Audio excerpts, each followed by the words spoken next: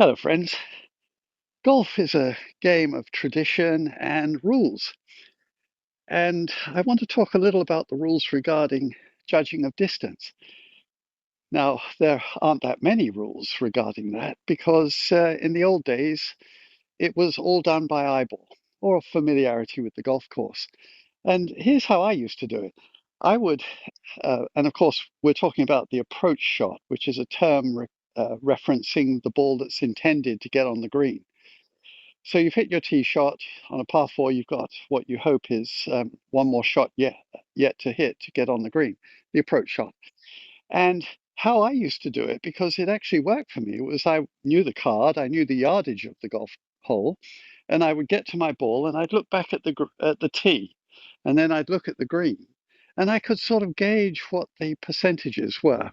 This is 3 parts out of five, that's 2 parts out of five. And if I know the total, I can do the math.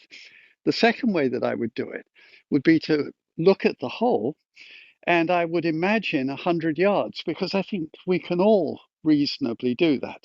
I would look at a spot that's 100 yards away from me and then start counting off in increments of what I estimated to be 10 yards until I got the number. And then, of course, you have to modify it regarding whether you're going uphill or downhill and whether you're going into the wind or downwind. And so I'd add or subtract a club from that original finding under those conditions. Now, the rules have changed because now we are allowed to use range finding devices. They're very clever and it varies a little. So you sort of have to check with, if you're playing in a tournament, with the committee or the local rules, because, for instance, the USGA allows it with the amateur championship and I think the junior amateur, but the British Open, the Open as it's called, doesn't allow it. Now, these things are so now sophisticated that they even give you clues about whether you're going uphill or downhill to the hole. And that is a function that can be disallowed even if you're allowed to get the frank yardage.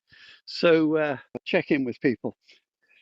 Now, talking of history and tradition, uh, my outfit here is a very traditional one. This is called a pair of plus fours, where the trouser hangs 4 inches below the knee.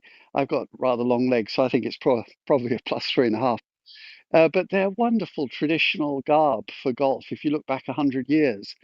And one of the things I found as a young man was that in muddy conditions, which are not uncommon in the UK, I would never get any mud on my socks. And yet, if I were wearing pants, there'd be mud up to here. I've never quite been able to explain it, but that's one of the reasons I like this when the weather cools.